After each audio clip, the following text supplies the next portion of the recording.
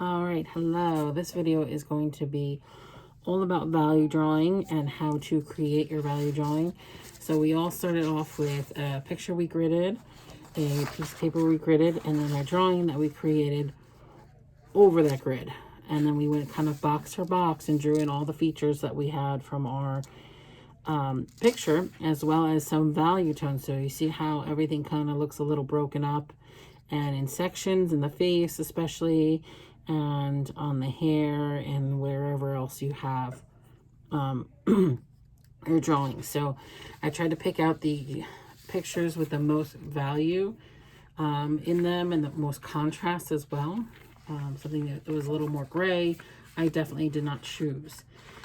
So once you get to here, then you're going to take a piece of your good paper and you're going to lay it over top of the other one. And if you're at home, you can use your computer screen.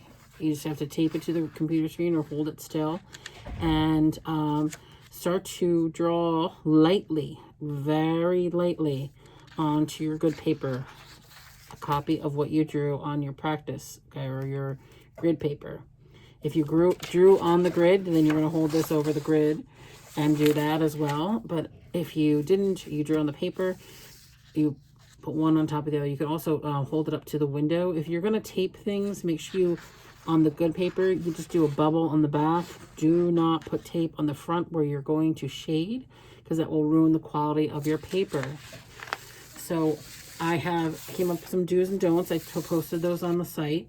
When you transfer, always draw it much lighter than you did on your first drawing. You see there's a difference. Try to avoid any dings or dents. When you push hard, you're going to create a dent in the paper. And then when you go to erase and you go to shade over it, you're still going to see that dent. It's going to show up.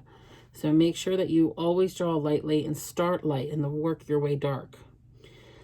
Try to avoid any other smudges or pencil marks or greasiness from your hands on here. So when you are coloring, you are going to take a piece of paper and put it underneath your hand. Okay, so you always have like paper under your hand, and then you're going to start shading. To start, I always start in the lighter areas of my picture. So you could start, I'm going to start here up in the forehead area and work my way across. You can see I have a nice gradation. It goes from really light to medium to dark over here. So it kind of goes at a curve. You're going to shade to the shape of your object. So this is a forehead. Foreheads are curved on the sides and across on the fronts. So when I'm going to do this, I'm going to shade the light area first, because you can see that light area next to a piece of white paper has a value. Okay, so at first you might think, oh my gosh, I'm shading this way too dark. As long as you're going nice and light with your pencil, when you get to do the darker areas and darker tones, this light will pop, okay? Because we're going to shade everything on this paper. My lightest tone is actually kind of in the sheets behind them.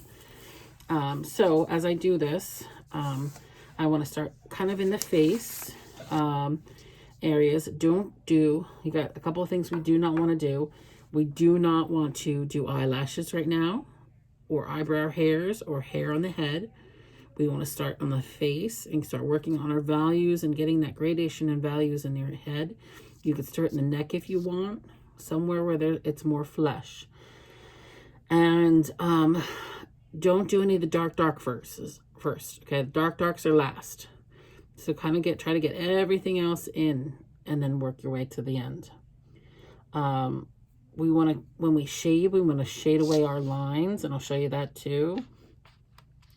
If you're not sure where to go or how to get a certain kind of value, test it out on your original drawing first, your practice one, this one that we did on the grid, okay? I said shade in the direction of the objects. No smudging with your fingers, and no tortillons more till we get closer to the end of the drawing. And don't rush it. Take your time and do soft circular motions.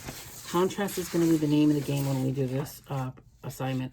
And I want you to be able to feel confident in your work. And I want you to be able to feel good about what you're doing. whenever we do value drawings like this, you're also going to kind of have this,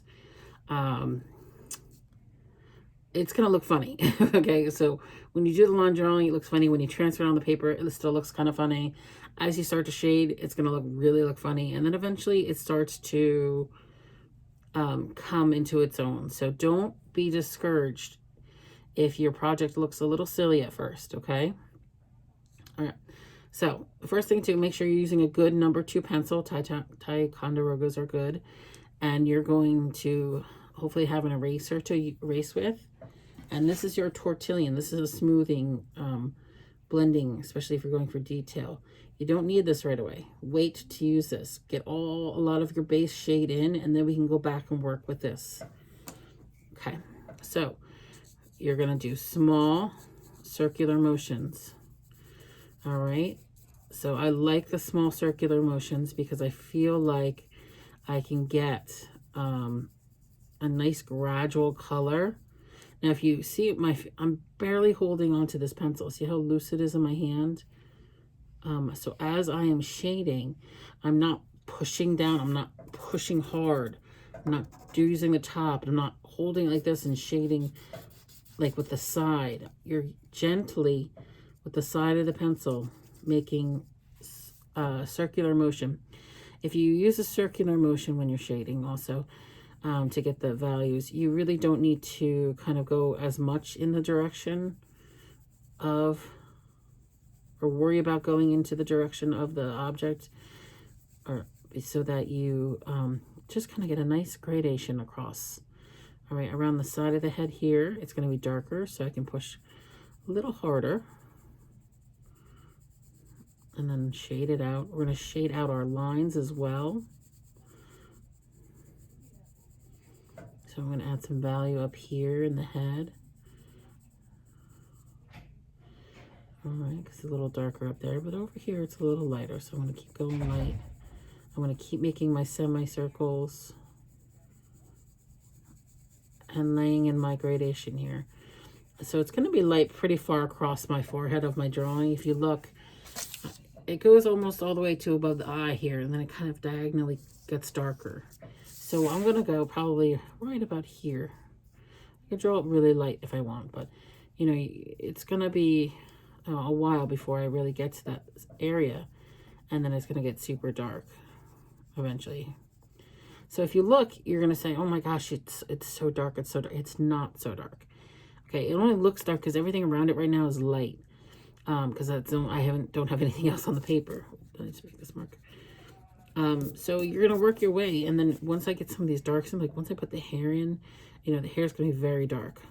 So if I put that next to it, it doesn't look so dark anymore. Okay, so don't get freaked out, and it's just about getting your values in.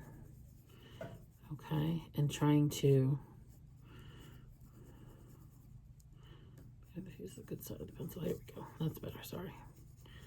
You know, getting good values in, getting a nice circular motion, creates a nice kind of shaded look. Okay, nice and light at first. We can always add more value and get the value in a little bit better as we go, a little darker. But you're just getting some value in. Okay. I'm trying to get across to the darker side so I can get to the darker stuff. So here we go. Kind of going over my hairline here, because that's kind of where the hair ended and began. All right, so I'm kind of getting over here now. And this is where my darker is kind of going to take place.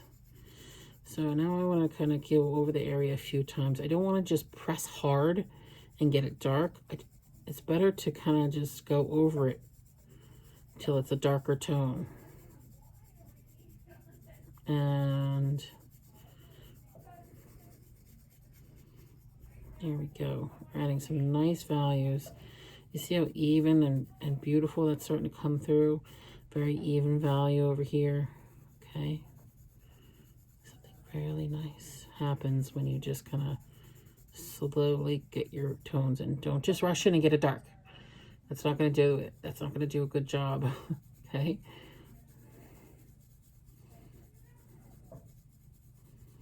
I'm gonna go in and just gonna even these tones out.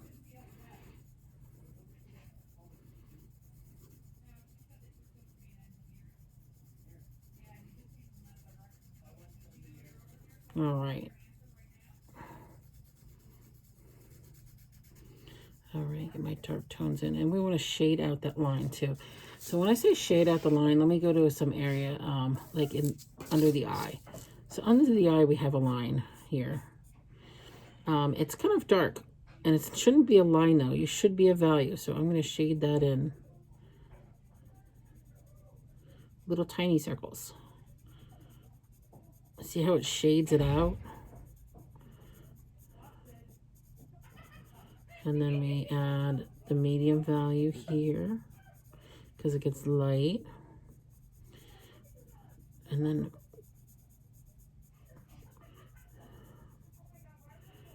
it's super light. So see how we don't have a line anymore? We just have a value.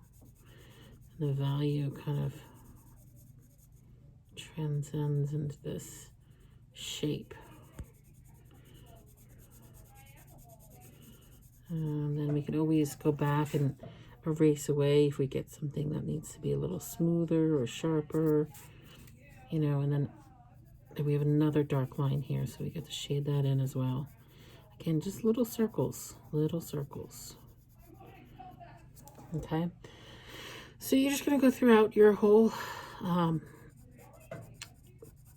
painting, and I always kind of, when I do the face in this part, I start here and work my way out to the side. Okay, there's a natural curve here. Work my way out to the sides. Always have a piece of paper under your hand too. That's one thing I did not go do the whole time I was doing this, so that you're not smudging with your hand as you do your values. Okay, and get all this in here, and it's going to fade out to a bigger tone. And it's just going to take time to lay in all the tones in the face. That's all. Later on, we can go back with the tortillon, and I can kind of define this edge a little bit more. Kind of get this a little bit darker and fade it a little bit more. There we go. Okay, so the tortillion's only for smaller detailed areas. You're not going to take the tortillon and shade the whole thing and make it just big blur fuzz, because then you lose all your good values that you just put in. But you are going to use a tortillon to kind of get into little groovy areas that have nice creases. See, I even had to darken that a little bit more since I used the tortillon. Okay, and just kind of get a nice value change. All right, folks, so that's kind of where we're at with this. I'm going to let you work. If you have questions, you can let me know. But that's kind of where we're going to stop for today. And then once you get all your values in, then we'll go back and talk about contrasting and adding hair. Okay, thank you.